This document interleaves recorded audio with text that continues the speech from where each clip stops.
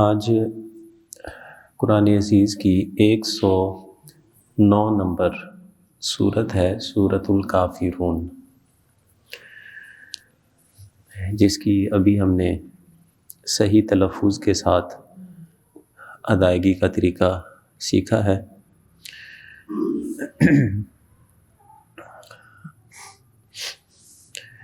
یہ سورت مکی سورت ہے۔ حضور سید عالم صلی اللہ علیہ وسلم نے جب اپنی نبوت کا اعلان فرمایا اور ایک اللہ وحدہ لا شریک کی لوگوں کو جب تعلیم دی، تو اب شہر ایک تھا مکہ، اس میں جو عقیدے ہیں، نظریے ہیں، وہ دو قسم کے پائے جاتے تھے۔ ایک مشرکین کا تھا جن کے نزدیک بہت سارے معبود تھے، لات، منات، عزا، اس کے علاوہ بھی چھوٹے بڑے بہت سارے بت تھے ان کے، یعنی کسی ایک معبود پہ وہ نہیں ٹھہرے ہوئے تھے۔ فتح مکہ کے موقع پہ 300 سے زیادہ بت تو حضور سید عالم صلی اللہ علیہ وسلم نے جب حضرت علی رضی اللہ تعالیٰ عنہ کو اپنے کندھوں پہ سوار کر کے وہ گرائے تھے، پھر وہاں سے نکال کے باہر پھینکے تھے، تو ان کے بہت سارے ان لوگوں نے اپنے معبود بنا رکھے تھے۔ یہ ایک نظریہ تھا جو مکے کی سرزمین میں تھا۔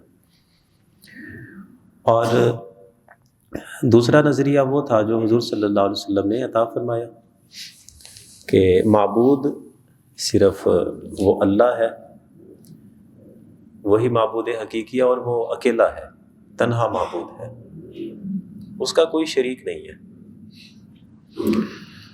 تو اب یہ دو قسم کے نظریات ایک ہی شہر میں پائے جاتے تھے۔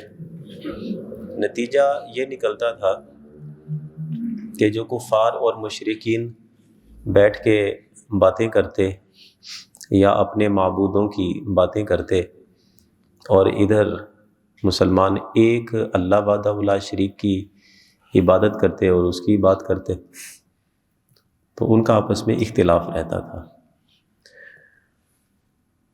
اب بہت سے کفار وہ مل کے آئے اور آ کر حضور صلی اللہ علیہ وسلم سے انہوں نے مصالحت کرنا چاہی کہ ہم بیچ کا کوئی راستہ ایسا نکال لیتے ہیں کہ آپ بھی وہ اختیار کر لیں، ہم بھی وہ اختیار کریں گے۔ اس کا نتیجہ یہ ہوگا کہ ہم آپس میں، شہر ایک ہے نا، تو آپ اپنے دین کے مطابق، ہم اپنے دین کے مطابق رہیں گے، بیچ میں ایک کامن جسے وے کہتے ہیں، راستہ وہ نکال لیتے ہیں۔ حضور نے پوچھا وہ راستہ کیا ہے؟ کہنے لگے اس طرح کریں، بہت سارے مفسرین نے جو باتیں لکھی ہیں میں ملا کے عرض کر رہا ہوں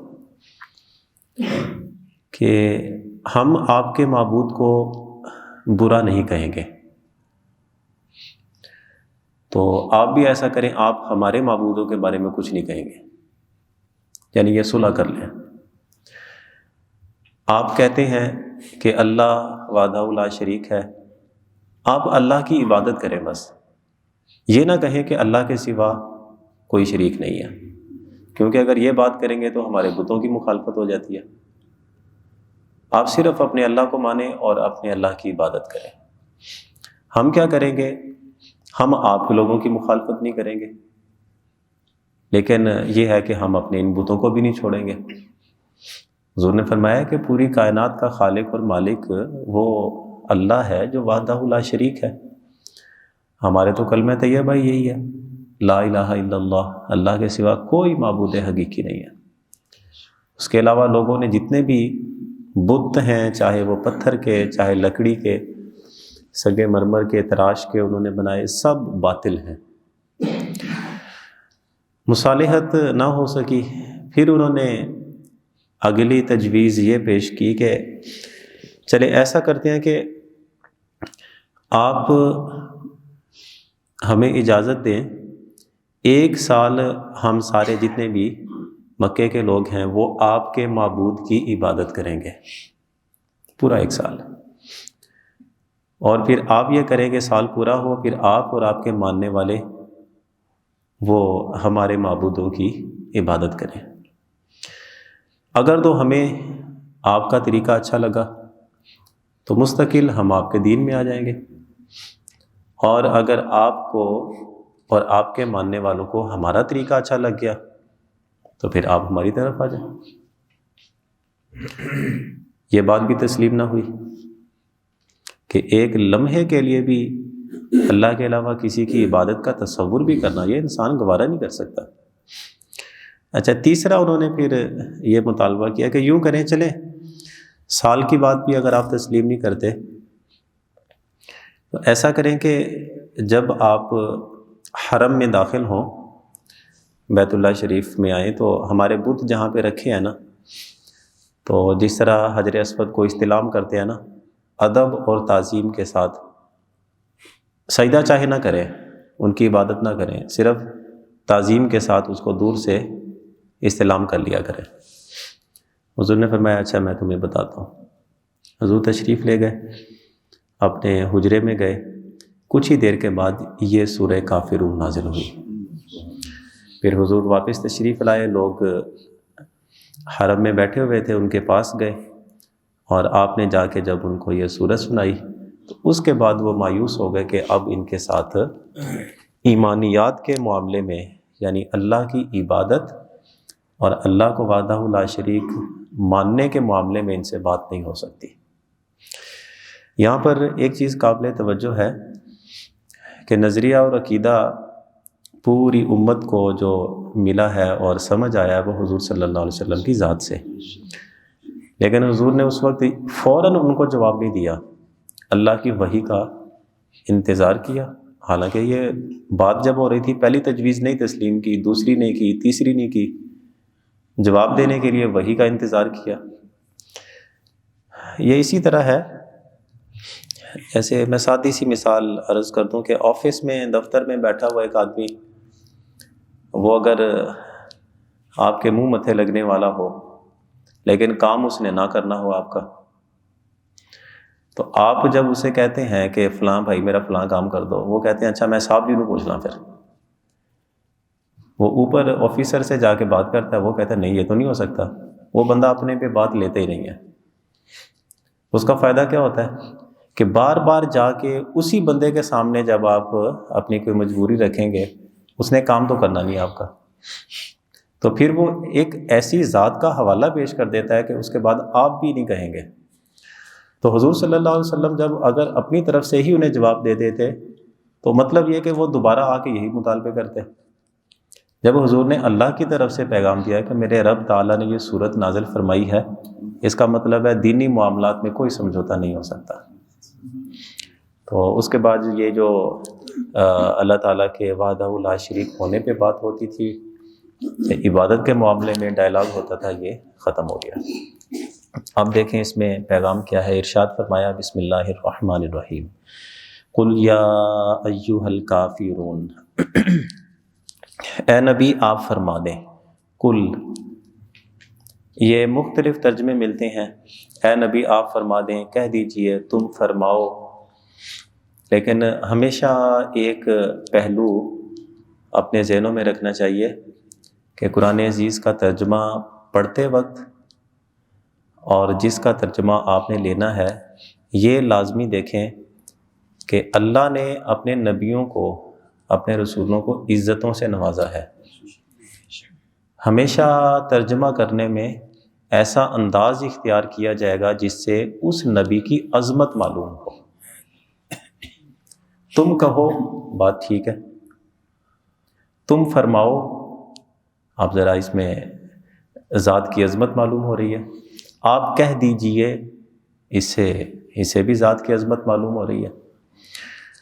تو آپ فرما دیں یا ایھا الکافرون، اے کافرو، لا اعبد ما تعبدون، میں عبادت نہیں کرتا جس کی تم عبادت کرتے ہو، یعنی جن بتوں کو تم پوجتے ہو میں نہیں ان کو پوجتا۔ وَلَا أَنْتُمْ عَابِدُونَ مَا أَعْبُدُ، اور نہ ہی تم عبادت کرتے ہو جس کی میں عبادت کرتا ہوں. یعنی تم اپنے اس نظریے پہ ہو، میں اپنے نظریے پہ ہوں. یہ بات ہو گئی حال کی، یعنی اس وقت جو صورتحال ہے وہ یہی ہے. میں ان معبودوں کی عبادت نہیں کرتا جن کی تم کرتے ہو، نہ ہی تم اس معبود کی عبادت کرتے ہو جس کی میں کرتا ہوں. اچھا، اگلی آیتوں میں مستقبل کی بات کی. وَلَا أَنَا عَابِدٌ مَا عَبَدتُّمْ، نہ میں عبادت کروں گا جس کی تم کرتے ہو. وَلَا أَنْتُمْ عَابِدُونَ مَا أَعْبُدُ، نہ ہی تم عبادت کرو گے جس کی میں کرتا ہوں. ترجمے میں فرق ہے. پہلی جو 2 آیتیں ہیں اس میں یہ ہے کہ اس وقت حالت یہ ہے کہ میں عبادت نہیں کرتا. اگلی آیتوں میں یہ ہے کہ میں آئندہ بھی عبادت نہیں کروں گا. یعنی 2 حرفی فیصلہ سنا دیا، نہ اب اس پہ کچھ صلح ہو سکتی ہے، نہ آئندہ زمانے میں ہو سکتی ہے. لَكُمْ دِينُكُمْ وَلِيَ دِين، تمہارے لیے تمہارا دین، میرے لیے میرا دین. اب اس میں ہمارے لیے پیغام کیا ہے اس صورت میں؟ پہلی بات یہ سمجھ آتی ہے کفار کے ساتھ دینی معاملات میں صلح حرام ہے، کیونکہ وہ سمجھوتا کرنے کے لیے آئے تھے. بیچ کا کوئی ایسا راستہ اختیار کیا جائے، آپ کچھ ہماری باتیں مان لیں، ہم کچھ آپ کی مان لیں گے. دینی اعتبار سے صلح ہو گئی، حرام ہے. حضور نے نہیں کی تھی کیونکہ اسی پر یہ صورت نازل ہوئی تھی.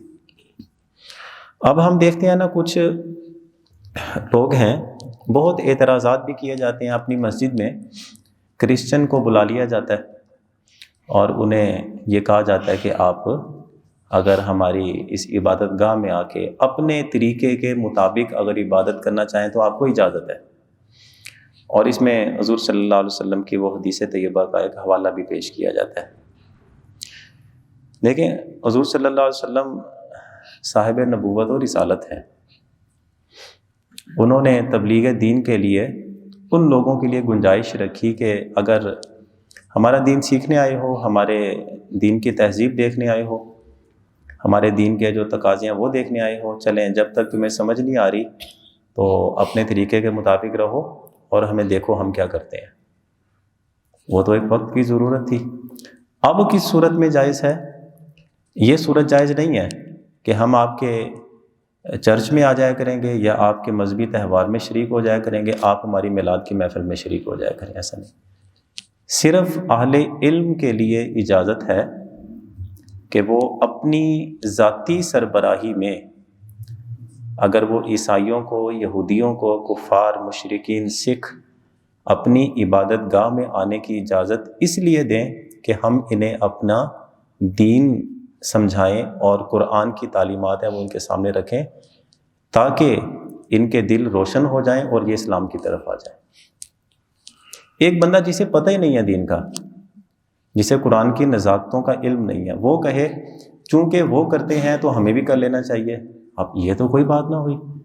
جاننے والا اور نہ جاننے والا، ہم نے پچھلے دنوں میں نقصان نہیں اٹھایا اس چیز کا کہ قادیانیوں کے ساتھ اگر ہم بات نہیں کریں گے تو وہ انہیں پتہ کیسے چلے گا حقیقت کیا ہوتی ہے. لوگوں نے بھی کرنا شروع کر دیا. انجام کیا ہوا؟ اہل علم تو نزاکتوں کو جانتے ہیں، وہ بچ گئے، لیکن سادی عوام پھنس گئی. خالی جرمنی کا ویزا لینے کے لیے یار ایتھے لکھ بھی دئیے ایسی قادیانی، پھر کیوں لگا ہے؟ اوتھے جا کے اللہ کو معافی مانگ لگے. ٹھیک، دینی معاملات میں جب صلح کریں گے یہ انجام ہوگا. اس لیے علماء نے فرمایا کہ اس صورت کے پس منظر سے اور اس صورت کے شان نزول سے ہمیں پتہ لگتا ہے کفار کے ساتھ دینی معاملات میں صلح حرام ہے. بعض ایسی صورتیں ہیں کہ ان صورتوں میں آ کر اگر انسان ان سے مصالحت کر لیتا ہے، سمجھوتا کر لیتا ہے، تو یہ سمجھوتا کرنے والا بھی دین اسلام سے خارج ہو جاتا ہے. ایک یہ. دوسری یہ کہ بات سمجھ آئی کہ انہوں نے کہا تھا کہ آپ استلام کر لیا کریں، ہمارے بتوں کو استلام کیا کریں. استلام ہوتا ہے ہاتھ سے اشارہ کر کے ادب اور تعظیم کے ساتھ اس کو سلام کرنا. اس کا مطلب یہ ہے، معلوم یہ ہوتا ہے کہ کفار کے بتوں کو تعظیم کی نگاہ سے دیکھنا یا ان کے جو مذہبی تہوار ہیں کفار کے، کسی کے بھی، چاہے وہ کرسمس کا موقع کیوں نہ ہو، چاہے وہ یہ ہولی دیوالی گنگا میں نہانا اور سکھوں کے معاملات کیوں نہ ہوں. بندہ اگر دیکھیں نا، ہمارے لوگ گئے نہیں ہوتے سیاستدان، جا کے ان کے تہواروں کا افتتاح کر رہے ہوتے ہیں، ابتدائی رسومات میں جا کے شریک ہو رہے ہوتے ہیں. ہمارے کچھ جا کے وہ گڑویوں میں دودھ لے کے تو وہ اس کے بتوں کے اوپر بھی ڈال رہے ہوتے ہیں. لے جی، ہمارے صوبے کے سربراہ نے آ کے ان کی ان رسومات کا آغاز کر دیا. حرام ہے، حرام ہے. اگر ان کی تعظیم بجا لاتے ہوئے انسان نے ایسا کیا تو جو ان کا مذہب ہے، جو ان کا دین ہے، اس بندے کا دنیا میں بھی وہی حکم ہے، آخرت تو اس کی ویسے خراب ہو گئی. اس لیے یہ کافی نہیں ہے کہ مسلمانوں کے ملک میں رہتے ہیں ہم کچھ نہیں کہتے. ہمارے ملک میں رہتے ہیں، ان کی جان، عزت، مال سب کی حفاظت کی جاتی ہے. اتنا کافی نہیں ہے. مطلب یہ ضروری ہے کہ ان کی مذہبی رسومات میں بھی جا کے شریک ہوں اور اپنے ایمان کا سودا کر کے آ جائیں. دوسری چیز یہ معلوم ہوئی. تیسری بات یہ معلوم ہوئی کہ حضور صلی اللہ علیہ وسلم نے دو ٹوک الفاظ میں بات کی. میں نہ اب عبادت کرتا ہوں نہ آئندہ کروں گا. اس کا مطلب یہ ہے کہ بندہ مومن کا عقیدہ اتنا مضبوط ہو کہ کبھی کسی کافر کی ہیبت اس کے دل پہ نہ آئے. جب اظہار کرنے کا معاملہ ہو تو دو حرفی انداز میں کہے کہ نہ بھائی اس پہ بات نہیں ہو سکتی. کیوں؟ ہم صاحب ایمان ہیں، ہم ایمان والے ہیں. ایمان ہی تو ہے جس کی وجہ سے چلے گناہ گار بھی ہوئے اللہ پھر بھی راضی ہو جائے گا. ایمان تو ہے نا ان کا. ٹھیک. اور پھر یہ بھی ایک بات سمجھ آتی ہے کہ قرآن عزیز اس آیت کے سورت کے آغاز میں فرمایا، اے نبی آپ فرما دیں یا ایھا الکافرون، اے کافرو. اس کا مطلب ہے جو کافر ہے اس کو کافر کہہ کے بلانا جائز ہے، اس کی عزت تعظیم نہیں ہو سکتی. جو کافر ہے اس کو کافر ہی کہہ کر بلائیں گے. اس سے کیا ہے کہ آپ کا اپنا تشخص واضح ہوگا کہ آپ کیا ہیں. اگر وہ صلح صفائی اور مسنا پن یہ سارے اختیار کیے جائیں تو آپ کی پہچان کیا ہے، میری پہچان کیا رہے گی. ٹھیک. تو اس طرح جو کافر ہے اس کو کفر کے القاب کے ساتھ ہی ہمیشہ یاد کرنا چاہیے. یہ باتیں ہوگی. اب رہی سورت کی فضیلت. حضور سید عالم صلی اللہ علیہ وسلم کی عادت مبارکہ ہوا کرتی تھی کہ آپ فجر کی سنتوں میں پہلی رکعت میں سورہ کافرون اور دوسری رکعت میں سورہ اخلاص کی تلاوت کیا کرتے تھے. تو ہمیں بھی یہ اپنی عادت میں رکھنا چاہیے. نماز تو پڑھی جائے گی لیکن اس نماز کے پڑھنے میں حضور کی سنت کا الگ سے پھر ثواب ملے گا. اور ایک حدیث شریف یہ ہے کہ رات جب سوتے ہو تو قل یا ایھا الکافرون یہ سورت پڑھ کے سویا کرو، کیونکہ اس سورت کی تلاوت تمہیں شرک سے بری کرتی ہے. یعنی بندہ اگر اس کی تلاوت کرتا رہے زندگی میں کبھی شرک کے قریب نہیں جائے گا، تو اللہ تعالیٰ اس کی برکت سے اسے محفوظ فرمائے گا. حضرت سعد ابن ابی وقاص کی حدیث ہے جس میں حضور نے ارشاد فرمایا کہ قل یا ایھا الکافرون جس بندے نے پڑھی گویا اس نے قرآن کا چوتھائی حصہ تلاوت کیا. یعنی پورے قرآن کو پڑھنے کا جتنا اجر ہے چوتھا حصہ پڑھنے کا اجر ملتا ہے صرف ایک سورت پڑھنے سے. لہٰذا جس کو یاد نہیں ہے یاد کر لینی چاہیے. جن کو پہلے سے یاد ہے صحیح تلفظ کے ساتھ پڑھنے کا طریقہ جیسے آج بھی سیکھا یہ سیکھ لینا چاہیے. فجر کی سنتوں میں پڑھنے کی عادت ہو اور پھر رات کو سونے سے پہلے بھی پڑھنے کی عادت بنانی چاہیے. تو جو باتیں ہم نے سمجھی اور سیکھی آج کے درس میں، اللہ تعالی ہمیں عمل پیرا ہونے کی توفیق عطا فرمائے.